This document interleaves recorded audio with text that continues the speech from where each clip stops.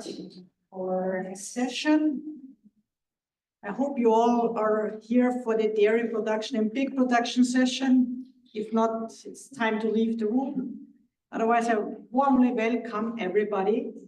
I hope you had a nice morning already with some interesting posters. I'm the chairperson of today's session. My name is Maria Wurzing. I'm here from Bochum University. And I had a very challenging task because we had extremely high quality and a high number of quality abstracts.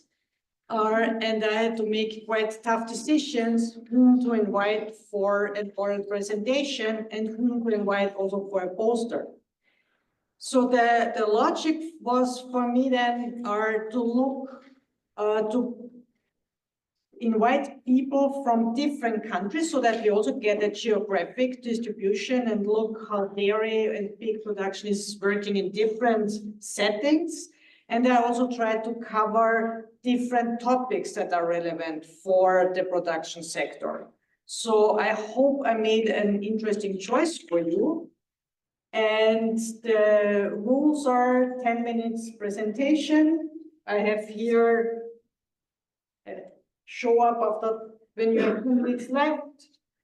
Red means time is up. Okay. We have 10 minutes presentation, 5 minutes discussion, and at the end of the session, we actually have around 10 minutes to the final round of overall discussion, including everybody. Okay, with no further, I would like to invite our first speaker, Ricardo Gonzalez Quintero. He will present strategies for lowering milk carbon footprints in small-scale dairy farming, a Kenyan perspective. The floor is yours. You can talk with or without micro, depending on how loud your voice is.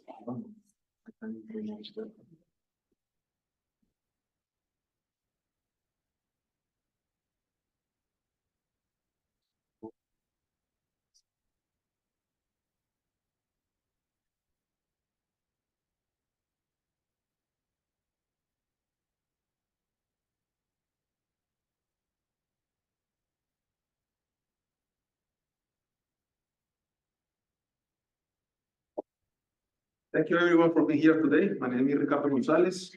I work for the Alliance Biodiversity and CIAT. Today I'm going to show you a quick presentation of some strategies that we identified to lowering milk carbon footprints in small-scale dairy systems in Kenya.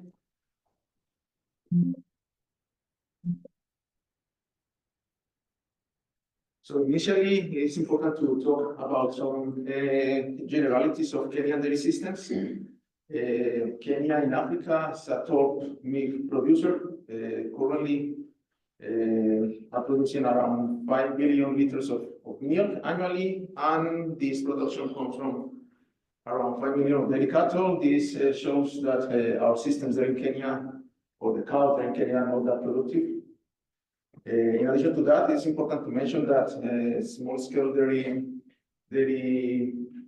farms are like the dominance of the dairy production there in Kenya, were around 80% of the total farms, and they are producing around the 70% of the Kenya's milk. In addition to that, it's important to talk about the feed basket composition of these systems. The feed basket composition of Kenyan small-scale dairy systems is of natural pastures, crop residues, commercial feeds, other crops, and industrial byproducts. Depending on the characteristics of the system, they can use a mixture of these ingredients. Meal yields of these systems varies in all dairy systems between 5 to 7 liters per cow per day. And this can also vary according to the management and characteristics of the systems, basically the feed quality. And for dairy systems typologies, we have like 3 different typologies: grazing, zero grazing, and semi-zero grazing. Grazing systems are those systems that are pasture-based. Zero grazing, they are not pasture-based. And the semi-zero grazing, there is a mixture between these 2 systems. And it's important also to mention that from the Kenyan dairy systems, well, they are generating around 80% of total Kenya's greenhouse gas emissions. So these systems are important, not only for in production in the continent in Kenya, but also because they are producing emissions, so they're important. And there are some challenges that not only Kenyan animal production systems are facing, but also livestock production systems worldwide. We need to increase productivity. We need to optimize land use to produce the same or more food in less or equal land with for avoiding expansion. For example, to natural forests, and we need to also to mitigate impacts on climate change. And this, if we achieve this, we can have a more efficient animal production. So the objectives of this study or presentation, was to assess the carbon footprint reductions by using an ex-ante evaluation of mitigation intervention scenarios that I'm going to show you in the methodology section. For 96 dairy farms in Kenya, small-scale dairy farms, we use a cradle to farm gate life cycle assessment approach. That is the methodology. The life cycle assessment approach involves all of these components. So I'm going to the first component, that is the goal and the scope definition. The goal is, as I mentioned before, to estimate the carbon footprint for different scenarios and to identify the differences and likely reduction of the carbon footprints from baseline. The system boundary is from the cradle to the farm gate. So we estimated the possible greenhouse gas emissions that are generated from the manufacturing of inputs and also the emissions that are generated on farm. Basically, those emissions were carbon dioxide, methane, and nitrous oxide. Until we estimated the emission until we obtained in the farm gate 1 kilogram of milk in terms of fat and protein corrected milk, and 1 kilogram live weight in terms of kilograms of weaned cows and cool cows. The total emissions of the system were in the end assigned between milk and meat, because initially these are the two main products of the farm. So we use a biophysical allocation that was proposed by the International Dairy Federation guidelines for the carbon footprint evaluation released in 2022. And the impact categories evaluated was only the carbon footprint, is the global potential over a time horizon of 100 years.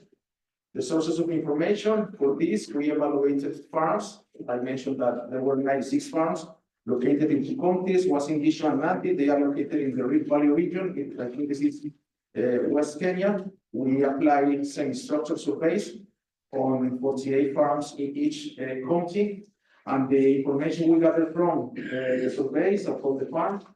With that information, we estimate the greenhouse gas emissions, the on-farm greenhouse gas emissions by using the IPCC 2019 guidelines, and the off-farm greenhouse gas emissions by using factors from databases and the activity data that we capture from the surveys.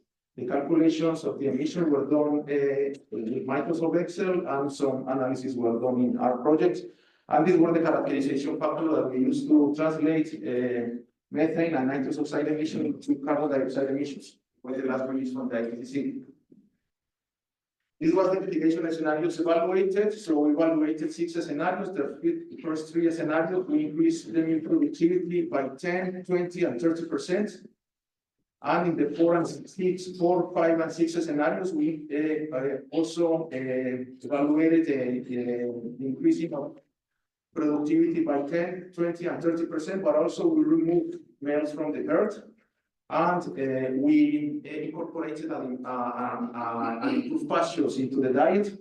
The improved pasture incorporated was the Brachiarium latu, and it replaced the 50% of the natural pasture intake of the animals.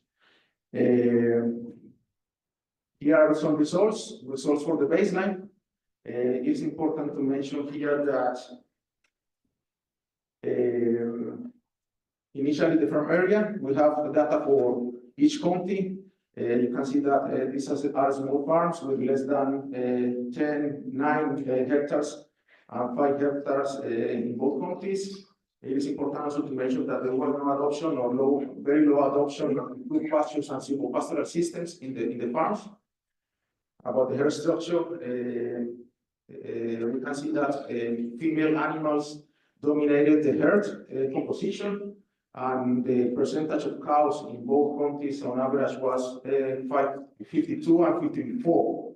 But it shows also that the percentage of cows in the herd is low for being daily system, so it would be important to increase the percentage of cows by reducing the unproductive animals from the herd. And here we have the milk production. The milk production per cow per year in terms of fat and protein corrected milk was around 3,000, which is a low figure for being specifically or purely daily systems.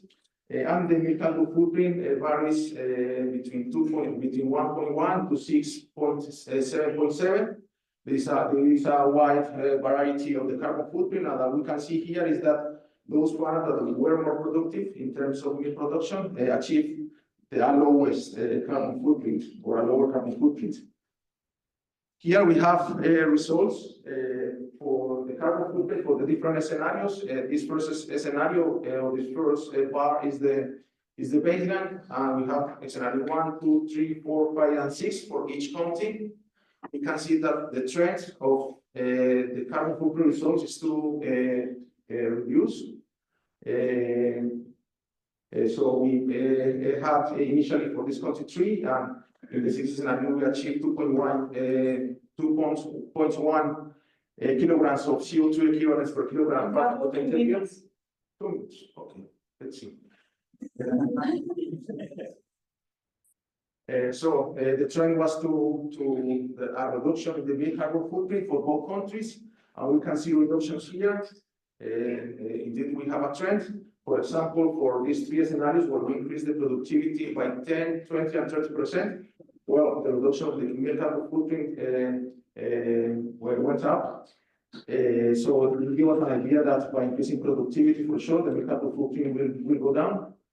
And in addition to that, for the scenarios 3, 4, and 5, 4, 6, and 5, sorry, where we, in addition to increase the productivity by 10, 20, and 30% respectively, we eliminated males from the herd because those are unproductive animals, are not producing milk. And also we improved the diet quality in terms of the diet quality.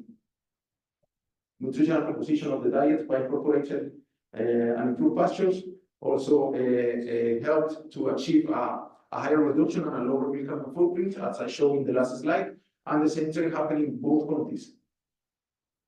So conclusions and next step. So milk carbon footprint reductions are achievable through the incorporation of improved by improving the feeding or the feed basket composition.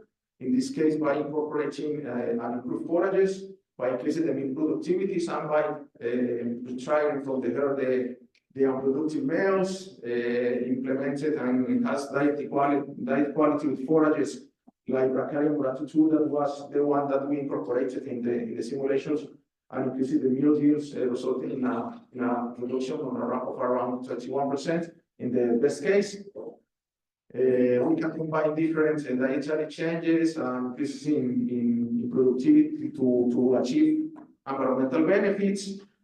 And this can give us like some insights on how to handle policies, right? And how to incorporate new strategies to minimize the impact of daily systems.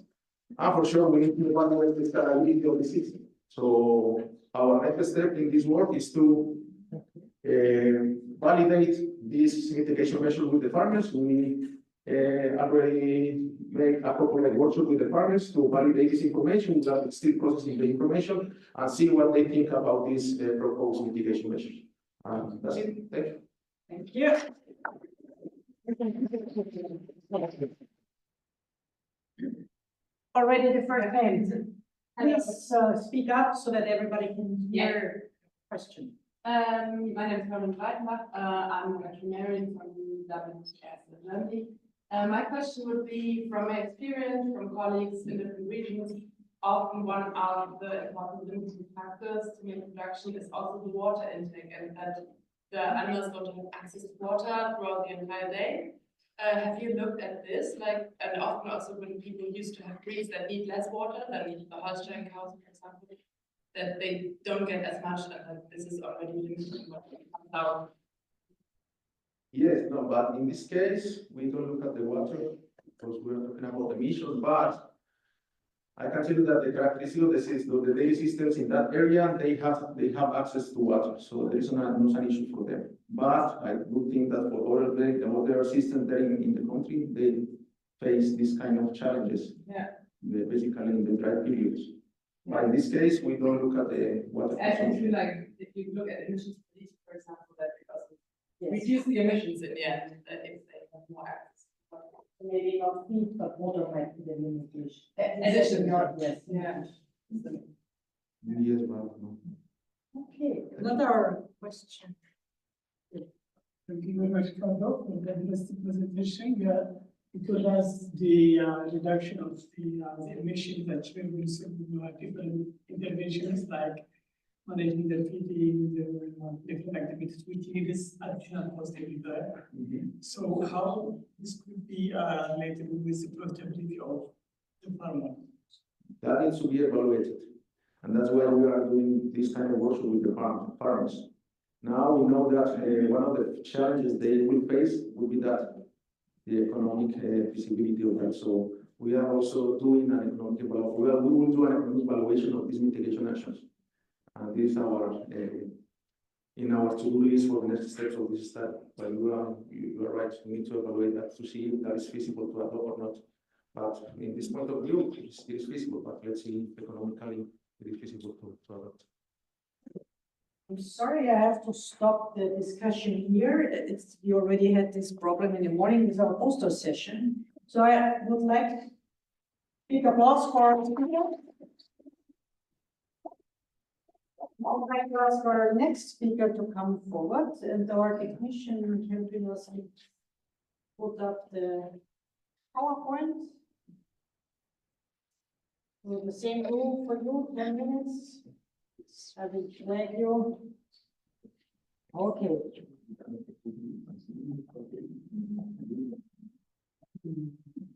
Good morning, everyone.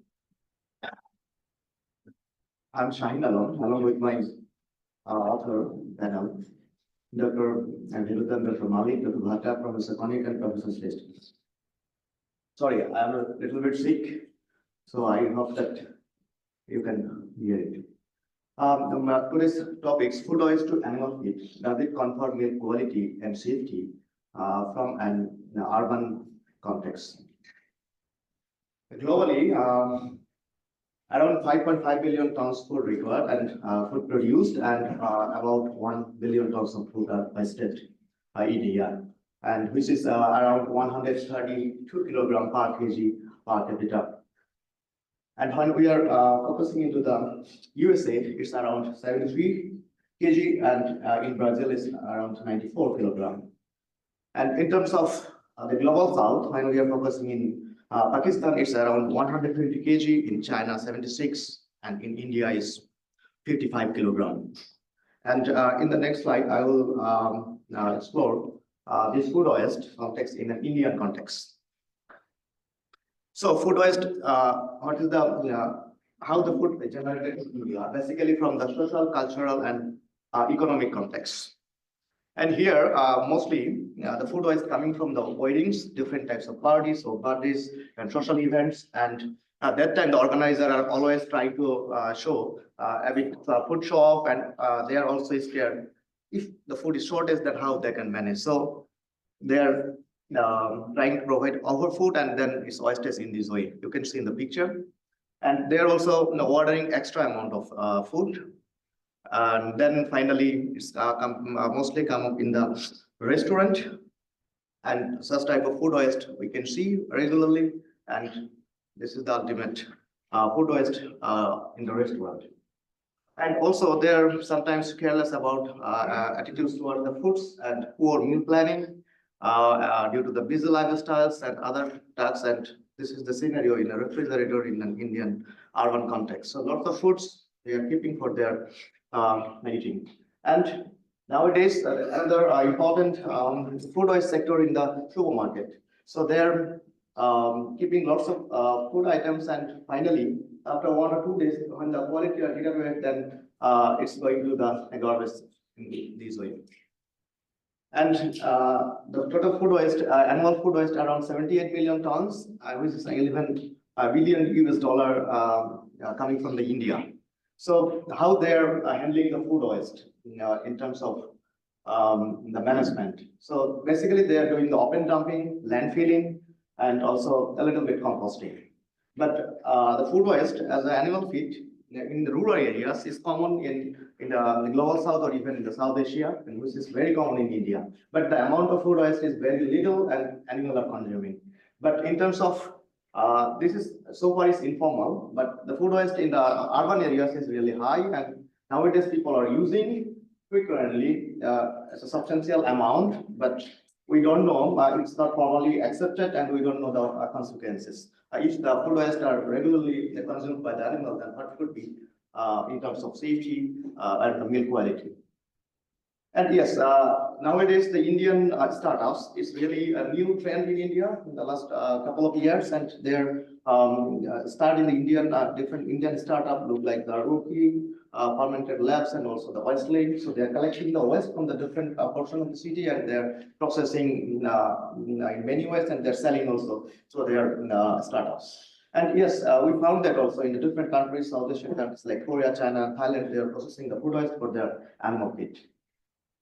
So, what are the factors relevant to the food waste as animal feed? Basically, the food waste quality can differ in the, between the seasons, and in terms of the nutritional values, the crude protein and the NDF. In India, we found that the crude protein is 19 and the NDF 26, which is comparable to the regular fish nutrients. And also in Bangladesh, it's around 15 and 39. In terms of the safety, that means the contaminants like heavy metals, arsenic, cadmium, chromium, or lead, even the mycotoxins and anti-nutrients like tannins and glycolides, and the different types of packaging materials like plastic and metals, those can be come up with the food waste. But in terms of the heavy metals, when we see in the Indian context, is really low in terms of arsenic, cadmium, lead, but chromium a little bit higher than the threshold, WH threshold level. In Bangladesh, it's really low so far. But what should be considered if we want to use the food waste formally? So we have to think definitely the nutritional aspect and the toxicological aspect, as well as the quality aspect of animal products like the milk or meat or other products, and it should be in the boundary of economic aspects, and if it's really environment friendly or not. And finally, if the farmers or the consumers know those products are produced from the food waste, then how about their perceptions to use those products? So in this mind, we formulate our research questions: what impact does feeding of food waste have on milk yield, milk composition, fatty acid profile, and contamination of milk with heavy metals in Bengaluru, India? To formulate this research, this is the methodological steps. We have selected the locations in Bengaluru. This is our Indian urban city. It's a big city in India, so that's why we have selected this city. You can see this is the white one is the Bengaluru city area, and this is our study area. In 1 and 2, the circle, this is the urban, 3 to 4 is peri-urban, and 5 onwards is the rural. So from this city, we have selected our farmers and the animals. And we have selected 239 the cows from the 39 farms, and where we found 75 number of cows used the food waste, and then 164 would not use the food waste. And we have monitored the farm. It's a day-long farm in different 3 seasons in 2 years, 2022, 21 and 22, and we have collected the household status, dairy heart in terms of the composition, the body weight of the animal, feed management, and the production status. And we have collected the samples, feed, milk, dung, whatever required for our study. We have collected and through the proper methods. And then we have prepared the sample. We have grinding for the laboratory analysis like fatty acid profiling, the heavy metal analysis through the ICP OES for arsenic, cadmium, and chromium and lead. And then finally, we have analyzed the data through the descriptive and the t-test. And what we found in our results, we saw that the farmers are using the food waste group more than 23% in their cow's diet. And in terms of the dry matter intake, it's not varied significantly, as well as the roughness and concentrate. But when we are seeing the heavy metal concentration in the feed, I mean, we have classified two group of feed here, the non-photoacid and the photoacid. And we see the cadmium and chromium, cadmium and lead, there is not varied significantly between those feed groups, but the chromium is higher in the non-photoacid group. Yeah, it could be one reason. This photoacid group, there is around 24% of the feed come from the lake area, and those lake feeds are contaminated with different heavy metals, and chromium also around 11%, whereas in the photoacid is 2.75. So that's why the percentage of chromium is higher here. And when we are calculating the intake of heavy metals a day per cow, then we found that the heavy metals, the cadmium and the chromium, are lower in the photoacid group, and the lead is higher in the photoacid group. It could be the reason the nutritional composition of the photoacid, the component of cadmium was higher. Due to this, it could be higher. And when we are focusing in the milk, we found that the photoacid group could produce a higher amount of milk, significantly higher than the non-photoacid group, but with a lower percentage of fat. And in terms of the fatty acid profiling, then the saturated fatty acid is higher in the photoacid, non-photoacid group, but the monounsaturated and polyunsaturated fatty acids is higher in the photoacid group. So the unsaturated fatty acids normally are health beneficial for the human health. So these the photoacid group are producing higher amount of unsaturated fatty acids. And the heavy metals in the milk is really a little bit higher in the lead in the photoacid group, but others are safe in terms of WHO recommendation level. And we also found the heavy metal are excreting to dung is higher in the photoacid group, but is really the amount is higher. And if those dung are used for the crop cultivation purpose, then the heavy metal could re-enter in the farming system again. So from these results, we can conclude there is no difference in dry matter intake, but the roughness and concentration consumption, but heavy metals had lower concentration in photoacid. But photoacid fed cows, lower intake of heavy metals, but higher milk production, although less fat, but higher unsaturated fatty acid, which is good for human health, but heavy metals in below threshold level, except the lead, but higher excretion of chromium and lead higher down. So we, for the future research from this study, we can conclude partial, but we have to focus more if we want to use the photoacid as formal feeding for the animal. Photoacid composition, we need to analyze photoacid safety issues and inclusion level of the photoacid in the animal feed. Should we use as 70 or 50% use photoacid for the animal or not? So we have to still rectify these one. What should be the inclusion level in terms of safety and quality and the animal welfare assessment? Thank you very much.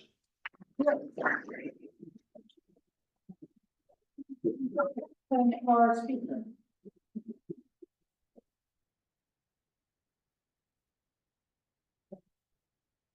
You were showing figures on chromium contamination, but I wonder where does that come from? What is possible explanations for? Yeah. Thank you very much. Basically, in Bangalore, there is different types of industries, the metal industries and dyeing industries. So we found that such industries could provide more amount of chromium in the cropping system, even in the fodder area or lake fodder area. So we assume that the chromium could come from those sectors. Good. Thanks. Another question, yes, in the back. Sorry, maybe I missed it, but for this study, where did the food waste come from? What type of products were that? What type of food oils they have used? They have collected from the restaurant. They have collected also from the supermarket and also the kitchen food oils. Basically, they have used three types of food oils. I mean, the source are from three. And were these products treated before feeding to the animals, or was just? Not really. If it's really very dark in terms of the supermarket food waste, then just they wash it and then they have to use it. But normally, as it is, there is no treatment so far. Okay.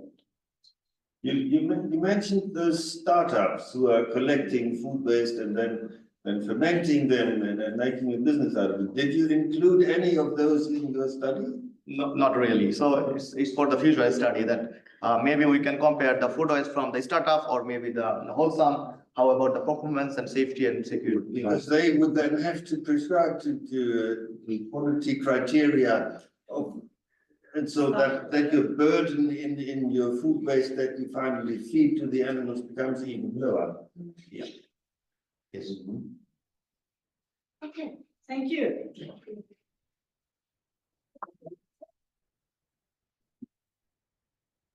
Okay, we go to Indonesia. The census. Thank you. Good morning, everyone. I'm in university.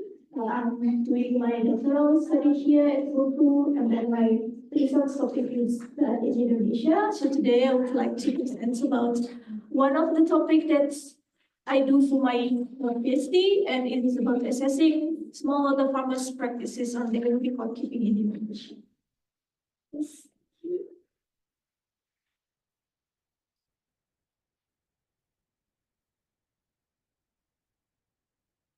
Yes, so as we know that the rising demands of the food right now is happening around the world, and then it also affects one of in the livestock sector, especially in the milk productions.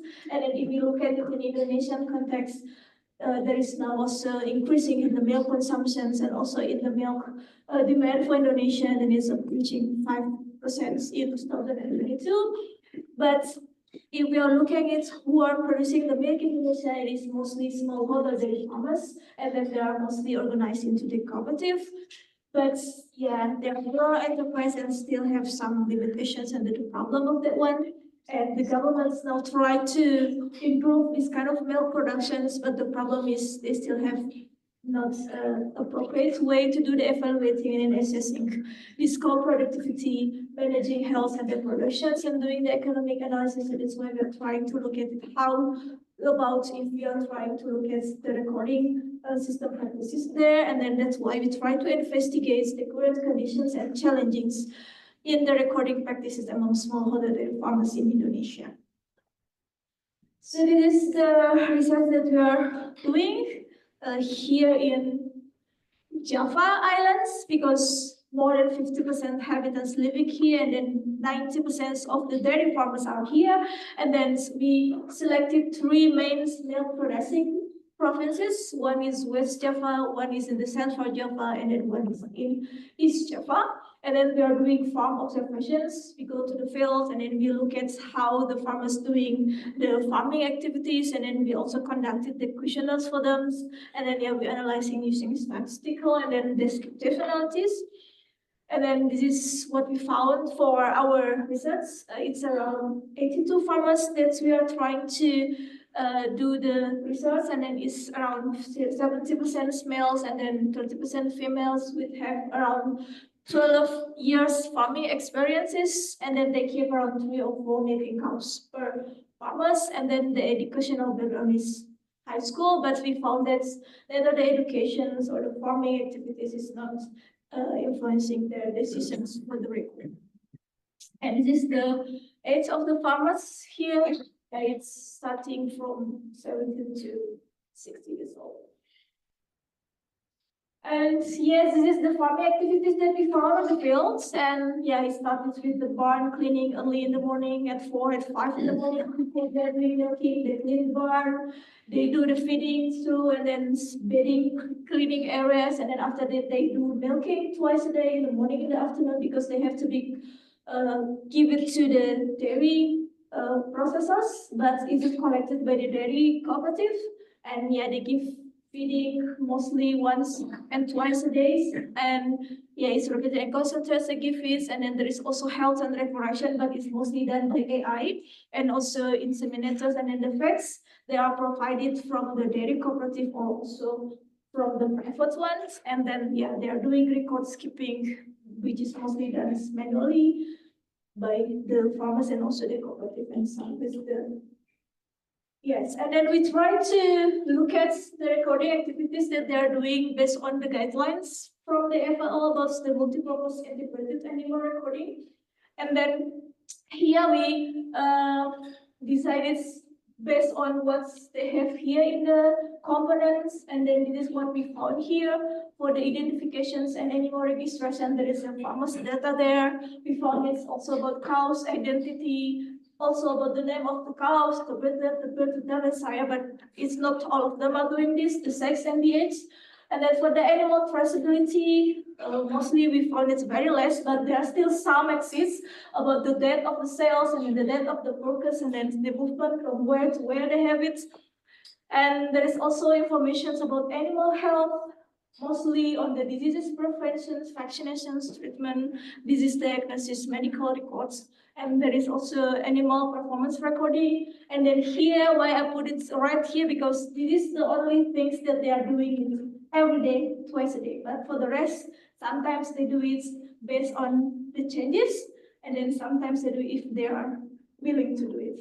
And then the milk quality, milk productions, mostly of the farm level, not many, it's almost nothing to do with this individual recording, but this date of insemination, pregnancy checks, they do it mostly individual for the cows, the feeding, the financial costs, medicament, feeding costs, and feeding equipment, buying that they are doing this.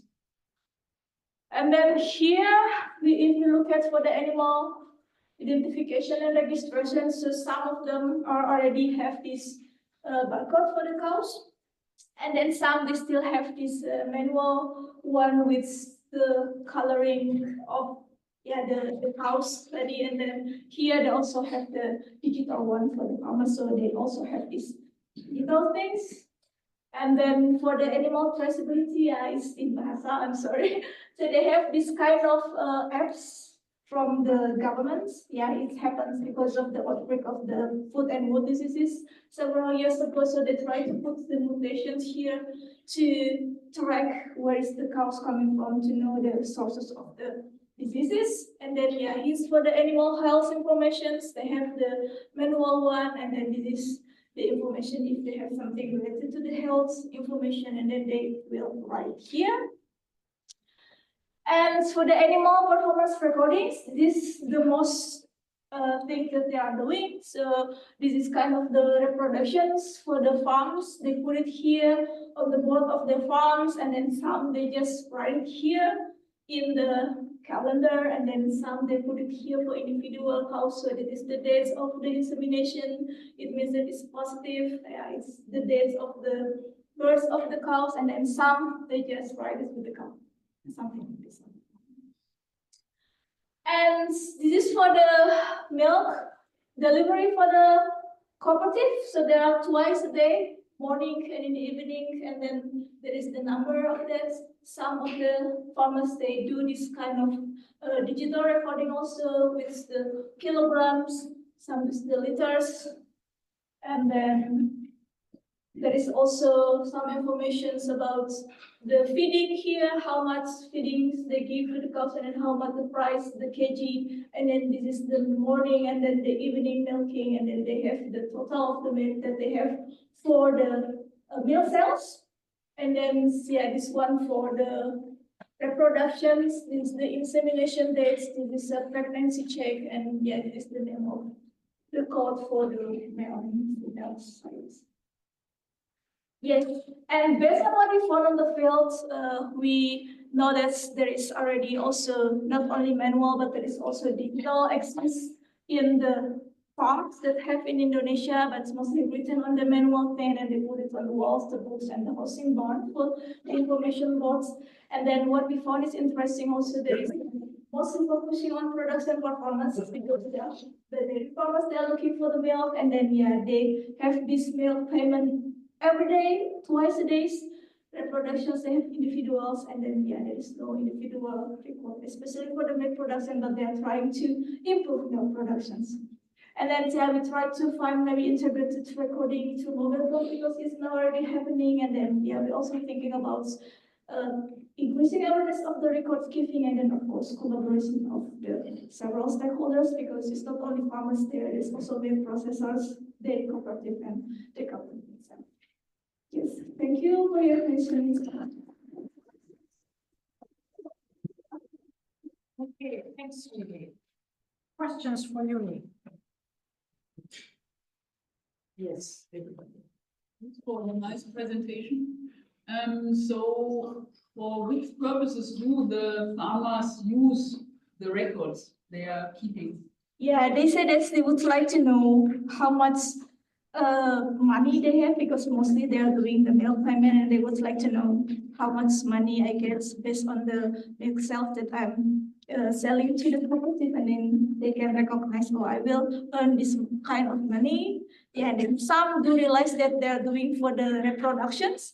They will know that this cow is already pregnant or not. Yeah, but yeah, that's So there is not yet any systematic use. not yet. Not yet. So some other. Thank you very much for your nice presentations. I actually wondering if you have had any challenges when you collect the data. And then the second question would be, how far that the Indonesian government will support the small farmer to, to initiate the recording program? Because you show us that each farmer has different, way to record the data in their own farm. So how far the Indonesian actually support? Okay, thank you. I will answer the first question. Is about the challenges for now, because we know that dairy farmers in Indonesia mostly organized into the cooperative, so it is easy for us to discuss with the cooperative, and then they will be the one who moderates and then who connect us with the farmers, and then the farmers itself also happy with that, because they also realize that's the importance of the recording, but yeah, they haven't done it yet.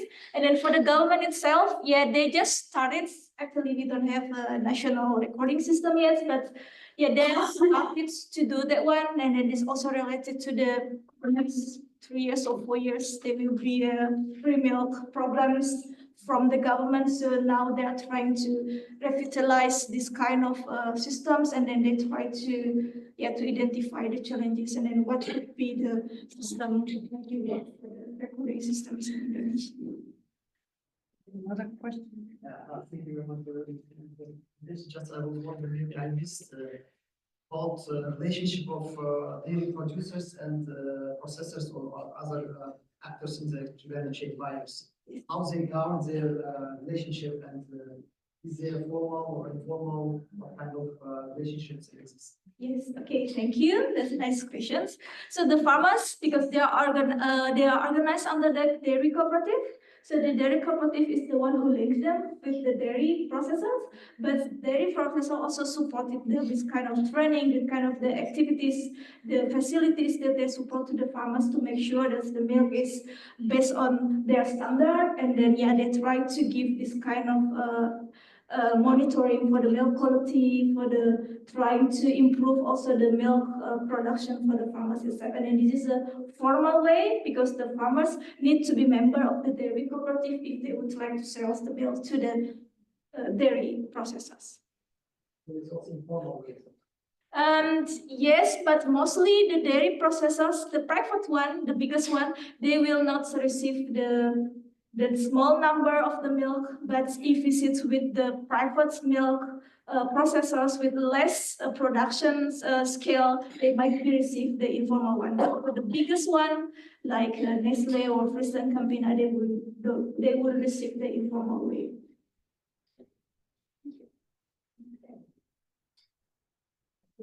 Enough questions. We move on to our next presenter, who is already here. To our journey, we go to Tajikistan. Yes, looking forward. Your dairy again.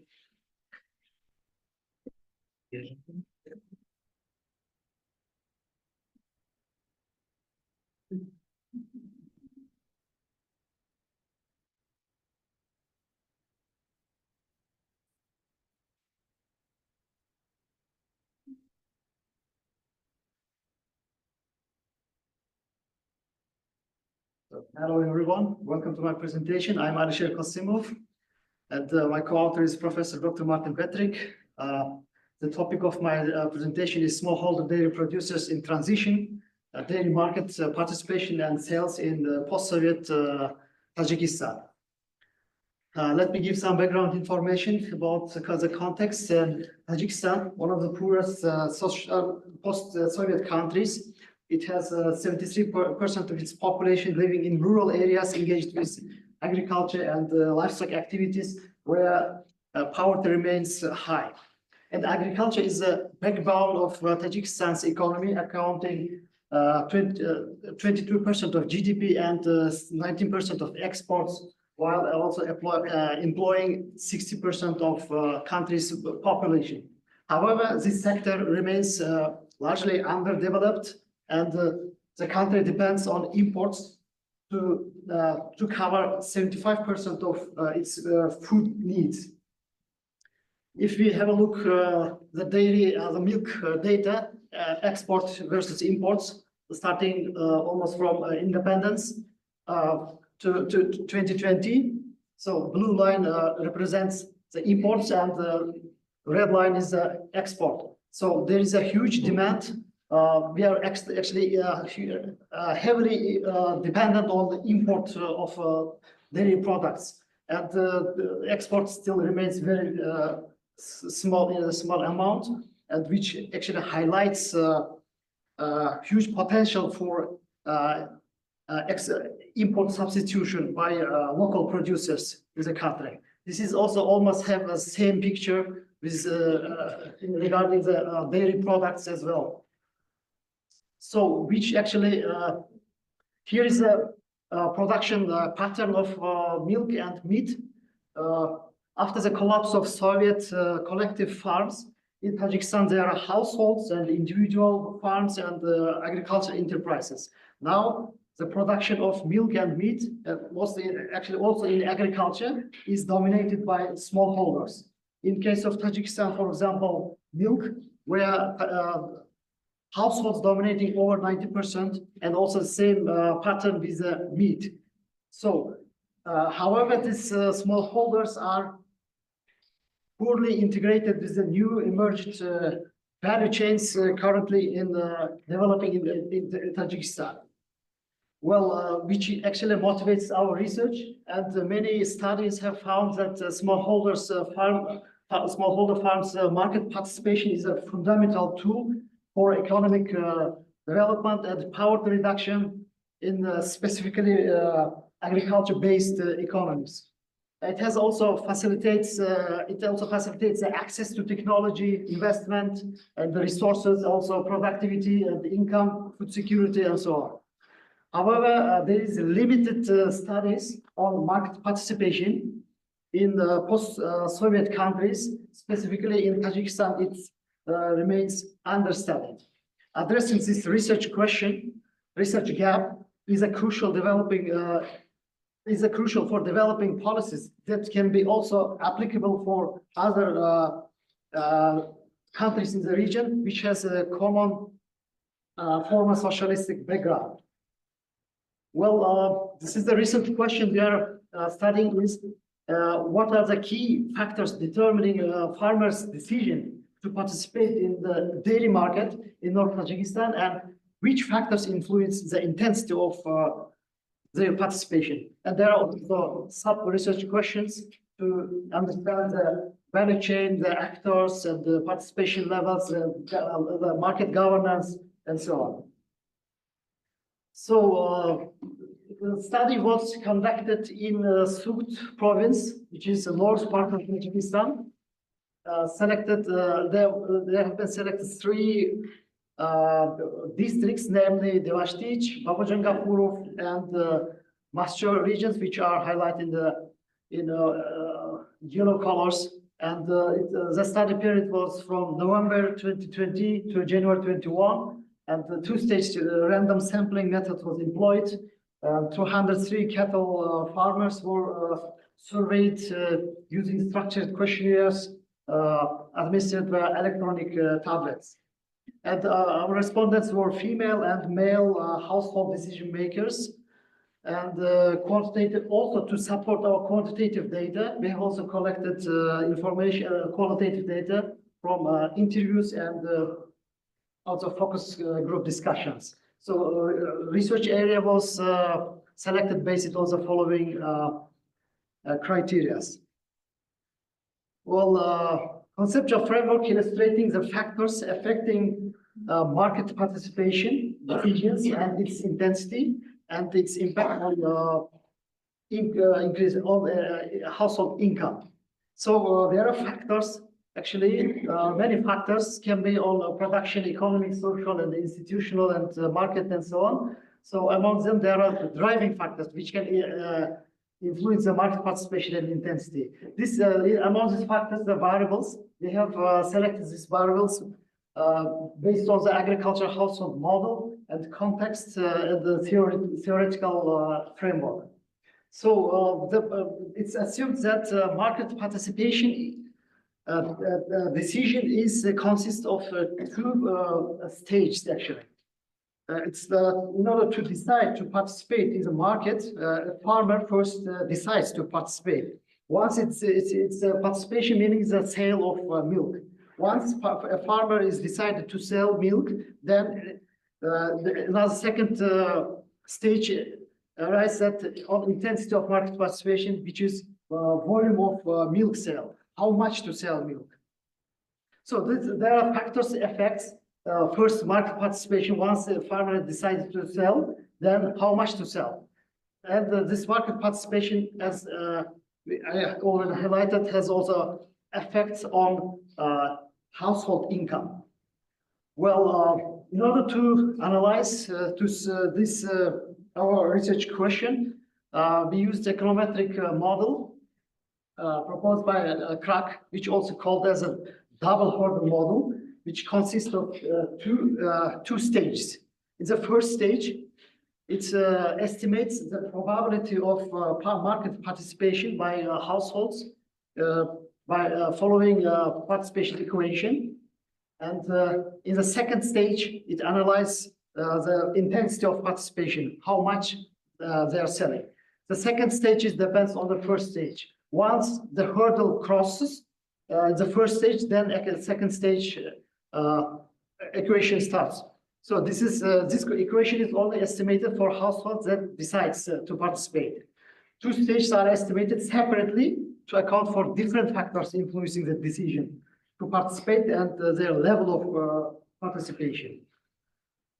Well, this is a holistic and representative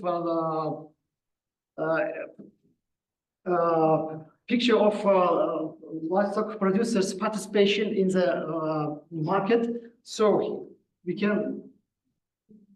So this is the production. From production, we can see how much is sale, the ratio of sale and consumption at household level, and the pattern of their products from starting cattle, beef, milk, and so on, and flows from this is the structure of products and flows to which agro market actors here, agri-food market actors in this chain.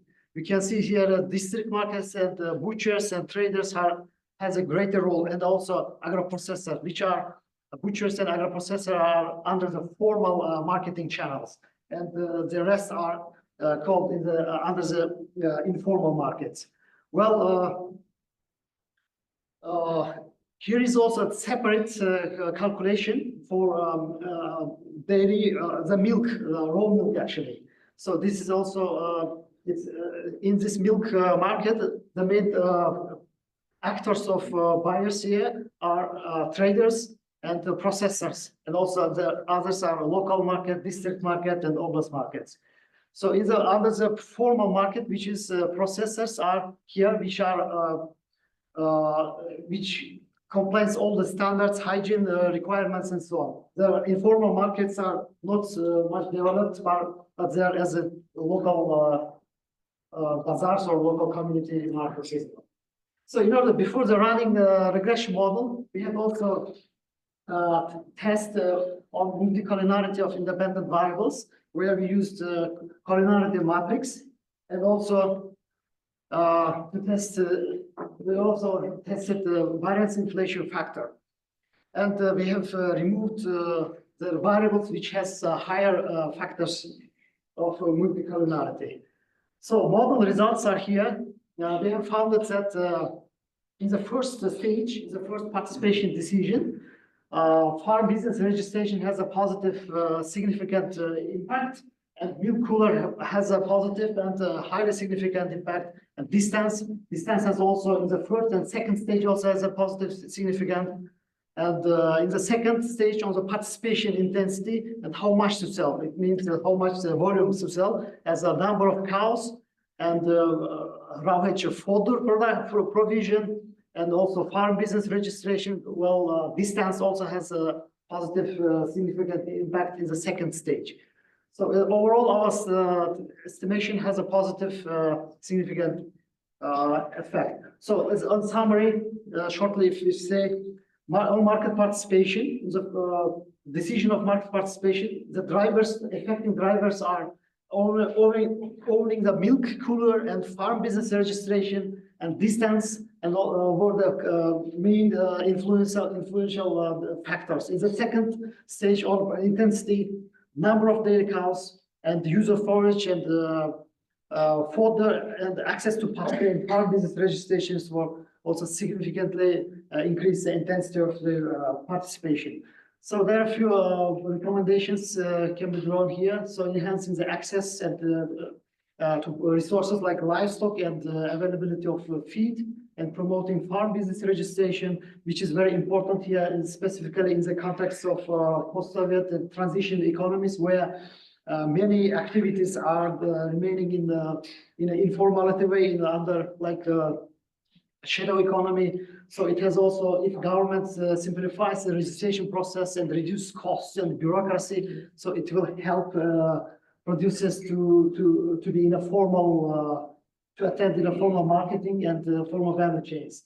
It has also infrastructure access and cold storage also has a significant impact, which increases also participation. And investing in rural connectivity like transportation and infrastructure would also help engage more effectively and consistently in the markets. So these are the references, and thank you very much for your attention.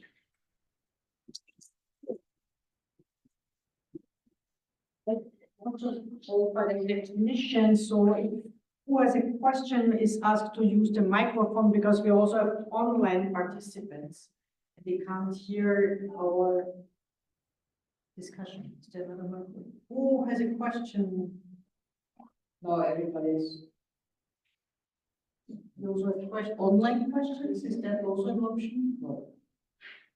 Okay, who has a question from the room here?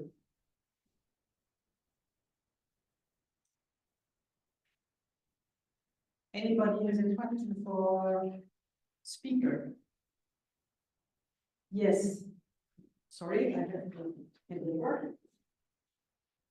Just a bit unrelated, but like, what kind of cattle do they keep there for dairy? Is it also like the Holstein breeds or like or local breeds? Thank you for your question. Actually, we have the local breeds, usually local breeds, but we have also black and white. It's I think a hybrid of Holstein, kind of Holstein, which was developed during the Soviet time. Specifically for our context, where we have hot weather and hot climate and dry climate, which are also very good adapted and has a higher milk yields as well. And, but these days, nowadays, new farmers are also emerging, like more commercial farms, who are actually exporting, importing dairy cattle from Germany and some other European countries as well, like Holstein and also not Holstein, but Simmental, exactly, which has a purpose for milk and meat as well. Yeah. Another question. I'm not an economist. I was wondering when you define the level of participation, intensity of participation, you talk about volume. But isn't it also about how much of the share of the product that is produced on farm goes for sale and what is kept on the farm? Yes. Or is that somehow included in your analysis? By participation intensity, I mean here as a volume of on the sold product, which is a net sale milk, which I have also shown as a diagram. How much is actually produced at household level and how much is sold and how much is consumed. So I mean here as a net sale.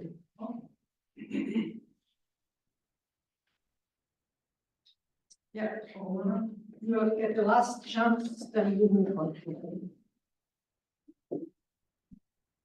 Thank you for your presentation. You mentioned that you were recording data doing both men and women in your study. So could you briefly explain the roles that women and men had in their production in your country? Thank you very much. It's a very interesting question. In the context of Tajikistan, women has a lot of role actually, specifically in dairy production. Women actually carries from feeding up to milking and processing of milk at household level and sale also of it's a task of actually ladies, women. And men actually involved in this activity where it's a very heavy task, which is like fodder provision or transporting fodder and transporting animals to the pasture and all. And insemination process kind of this, in these activities are very involved. And here, usually Tajikistan is more like a patriarchal country where men of voice is higher than women. But it's interesting that in this context, women has a higher voice, and when they sell the milk and they use for their meat, and men doesn't interfere with them. Actually, if in this regard, specifically for cattle and for other animals, I think men has to decide. Just a small question. You said milk cooler. What kind of milk cooler farmers have? It's refrigerator or any other? Yeah, there are different actually milk coolers. In household level, it's like a refrigerator in different sizes. And some smaller households have a small refrigerator, and some more specialized households or can 30-50 people. They have higher than like a tank, which some cooling equipment as well. And in the enterprises, which have commercial parks, they have bigger cooling system completely as which actually comprises all the standards. Okay, thanks for the discussion. I would like to invite the last speaker of the day. Thank you. We started off in Kenya, we returned back to East Africa, we go to Uganda, but we switched to pigs. Looking forward to your talk. Thank you. My name is Emmanuel Mwamba from the Alliance Biodiversity International CX. And my background is in environmental management. So let's see what we have.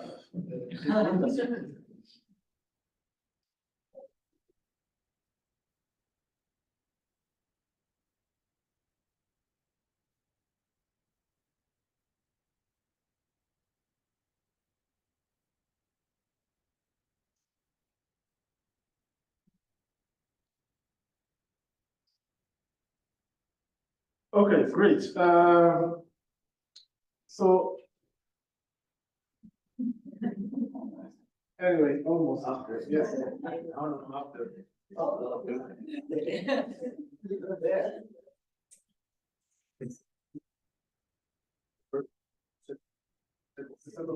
Yes.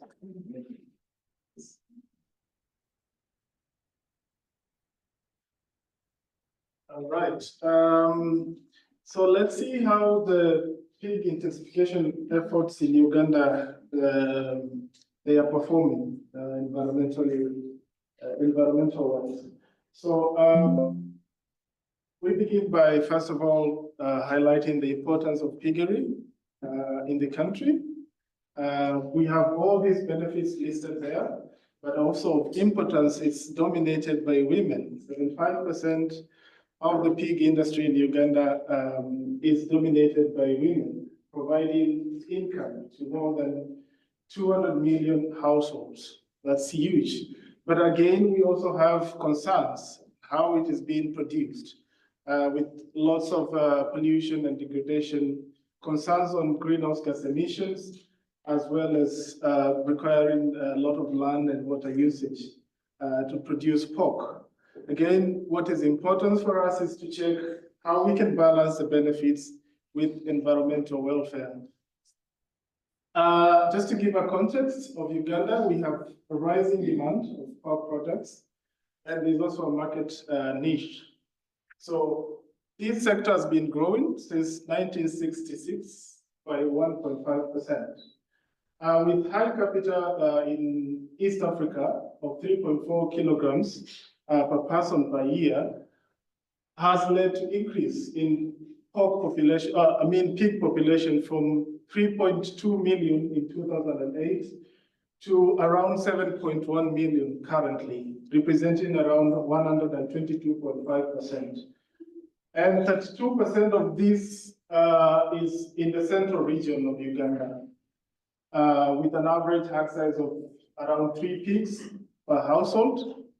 And there's also agricultural sector development plan that intends to increase the agricultural sector growth from 3.8% to 6% in the next 1 year. And this would also involve shifting from conventional practices to commercial agriculture. However, there are also challenges being experienced. Low producing breeds, which are mostly locally bred, inbreeding, and so forth. A low seasonal quality and also competition for other resources, especially land, whether they need to grow feeds for pig or they also need to use the land for other crop production needs. And it also faces lots of diseases, and this generally would affect its performance. So we assessed a bundle of innovation packages, which we call in pig husbandry and value chain interventions, which is being pitched as a solution to handle or solve those productivity challenges by promoting a continuum of innovations for improved feeding, biosecurity measures, artificial insemination, aimed at reducing pig mortality, closing the seasonal feed, quantity and quality deficits, as a way also of building climate change adaptation in times of need, especially the dry season when there's deficit for feeds, and generally increasing livestock productivity and efficiency. And of course, by reducing or having these improved feeds, you are generally reducing the costs and therefore more incomes to the farmers. And also with a goal to reduce the emission intensities and improving general land productivity. So these assumptions that these animal husbandry interventions are going to solve. But we need to also do some simulation to see whether this is realistic, right? So that's what we did. Sorry. So that's what we did by doing a study in these two districts, Masaka and Mukono, which are in the crescent, Lake Victoria crescent, just close to the Lake Victoria, with diverse value chains of rural to rural, rural to urban, and urban to urban domains, with bimodal rainfall and a mean annual temperature of around 24, ranging between 24 and 28 degrees Celsius. Data collection, we did a literature search of 6 publications, recent publications describing pig production systems and characterizing different pig types, farm types in these 2 districts. And step 2, we did some validation of these inputs with stakeholders and also a scenario mapping exercise with the stakeholders to identify which bundle of packages are suitable for these different farm types that we've identified. And then step 3, we did feed optimization, which is like developing a more balanced rations for the pig, iteratively in Excel to try and optimize the nutrient intake for these different pigs.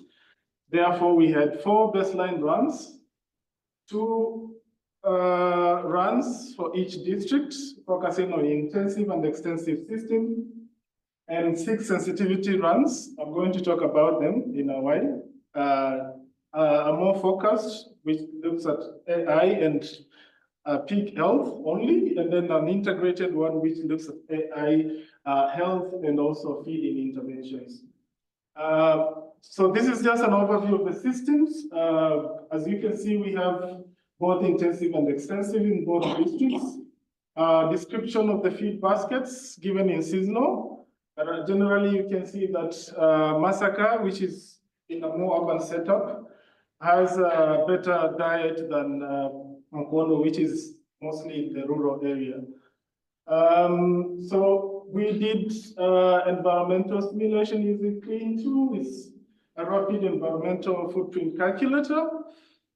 The inputs that we got from the 6th publication is livestock data, agroecology, feed basket, and feed management. So all these descriptions were entered into the tool. And just to give a glimpse of what we assessed, there is a baseline situation, business as usual, where we're looking at the current management practices, feed management practices, productivity levels, and so forth. And then changes to these different practices in the animal performance if these technologies are successful. The first one, AI and pig health or biosecurity measures. And then the last one, which is fully integrated, is looking at both AI, pig health, and also optimized diets. So these are the results. The first one, we giving results in terms of the total footprints from the systems. And then the second slide, I'm going also to show the relative outputs, which is footprints per unit of product, livestock product. So as you can see, generally, increasing productivity, and we maintain productivity to be the same. It's constant. So increasing this productivity to this level would require more resources generally across. You see, there's no reduction except in a few cases of nitrogen mining, meaning there's more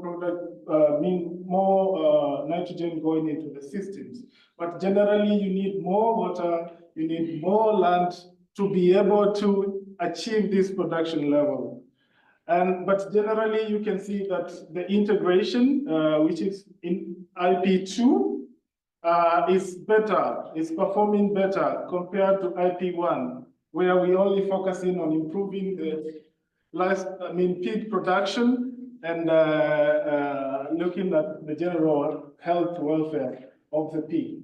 So integration also performance-wise, the extensive systems in Masaka will perform better because I mentioned that they have better access to inputs, better access to quality feeds as well, compared to Mukono, where they are relying on natural pastures. A large share is actually low quality feeds.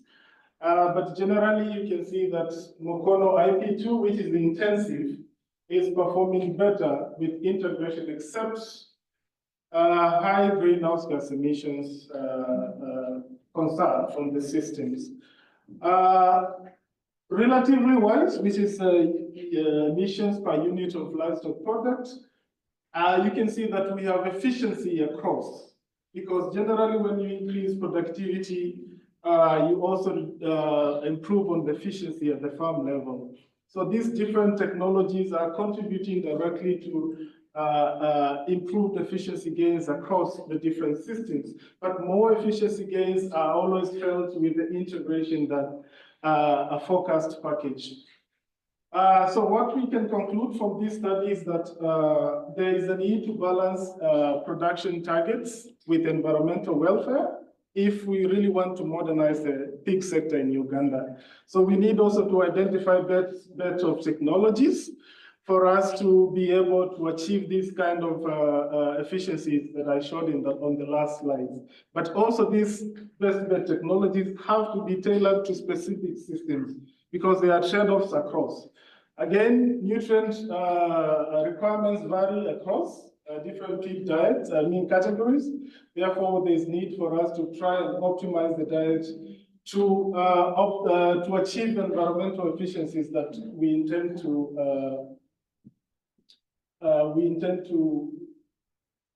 to have. And then again, close to 60% of greenhouse gas emissions normally come from manure, pig manure. So we need really to ensure that all manure that is generated from this system is somehow managed well for us to be able to have a double win-win situation between reducing the emission and also increasing fertility in these different farms. Again, all these benefits would require multi-stakeholder efforts where breeders will focus especially on improving the crop residues, which form an important share of the feed basket, especially in the Eastern African countries. Specialists also need to focus more on especially performing. Okay, so great. Let me wind up. There's need for us to think about how then value chain actors can also invest in promising pathways. As I showed that we have different trade-offs. So it's always important to use this information to influence investment in the right interventions or the promising interventions. Thank you so much.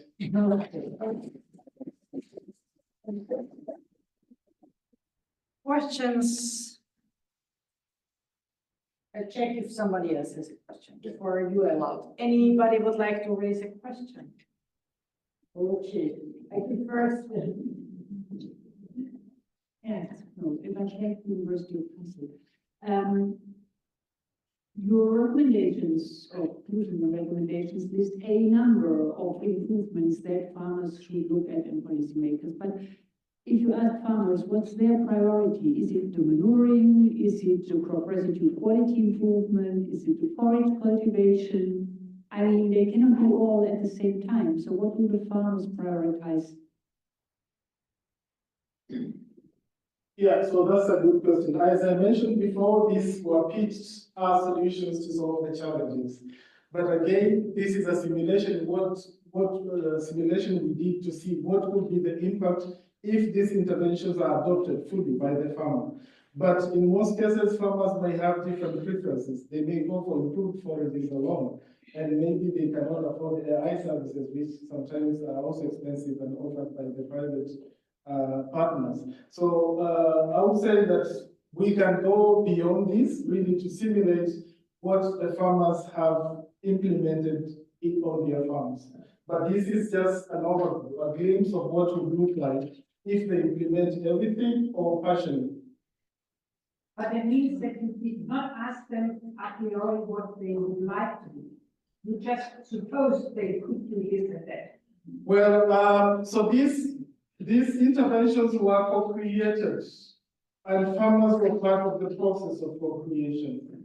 But again, as I mentioned, that farmers are part of the process, but they won't manage to adopt everything.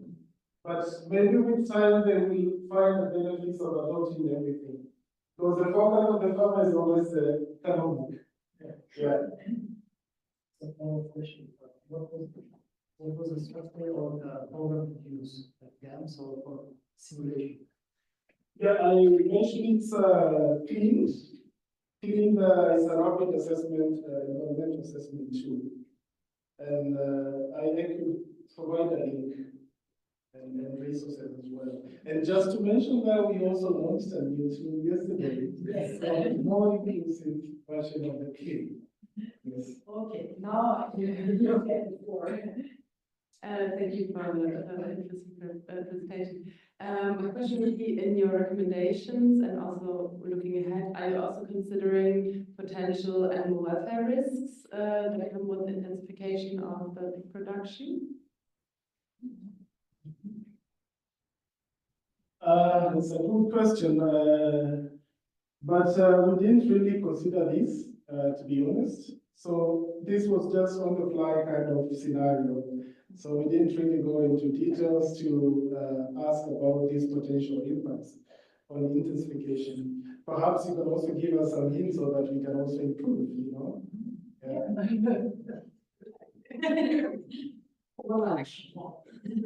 Or leadership.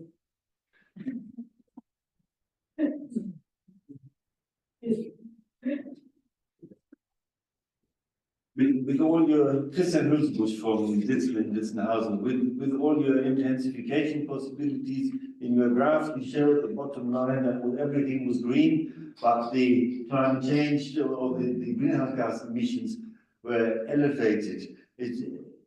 Do you really advocate farmers adopting all these things leading to an elevated greenhouse gas emission? And much more importantly, do farmers actually care about the greenhouse gas emissions, and are they aware of that? Yeah, that's a good question, and that's why I also flagged it, because this is a policy thing. So farmers would not really know about greenhouse gas emission for sure. And as much as we can provide green incentives to farmers, which do not really make sense economic-wise, they may not adopt them, right? So sometimes what we are doing is to provide information that will support decision-making. So at this point, I would not recommend taking that pathway because it has higher emissions, and yet we are also working towards a low emission pig sector. So we have to do another simulation that shows that we have reduced emissions, but which in most cases is not practical. Reducing the total emissions from the system, if you are increasing productivity, is almost impossible, unless you want to reduce livestock numbers, the pig numbers, and try to intensify along that line. Yes. Any other questions, comments on the pigs in Uganda? Yes. Thank you very much for your presentation. And my question is that, is this simulation is also presented to the different players in the market? Because yes, you are presenting it also to the farmers, but are you presenting it also to the other players, like for example, for the feed manufacturers, especially for the intensive farming system?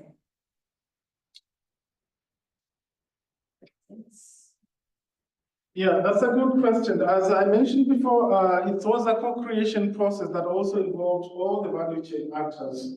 So they are much aware of what recommendations we are making. And again, we are also finding it difficult actually to also include some of these forages in their formulations, because in most cases, we are always formulating the commercial feeds. But now we are coming with an option, alternative, because farmers cannot afford the commercial feeds anymore. But we are offering those alternatives to the farmers that indeed we have new interventions, indeed we have better feeding options. Just go for these ones, but make sure that you balance the rations. You don't completely feed everything that we give you. Make sure you also supplement so that you can maximize the benefits. Any other comment, question? According to the program, it says final discussion and wrap up. I'm not gonna do a summary of what we heard. Just my perception is, also looking at the abstracts that I received, we get new topics. It's like now environmental impact and LCA studies also coming up, but we still struggle with a lot of what we have heard for the last 20 years, how to make farmers to report properly, how to properly feed their animals, how to deal with market access. So I think it's we see new emerging fields, but we still have not solved many of the topics that are on our menu for quite some time. But as I'm optimistic, we see young faces here. So I'm hoping to see good solutions, and I wish everybody successful Tropentag and enjoy Vienna despite the bad weather. Have a nice lunch. Thank you for your time.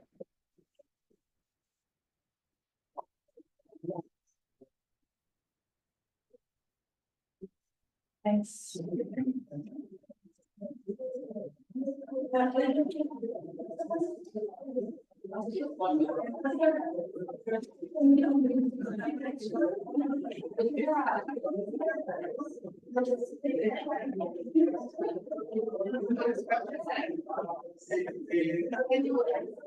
Already.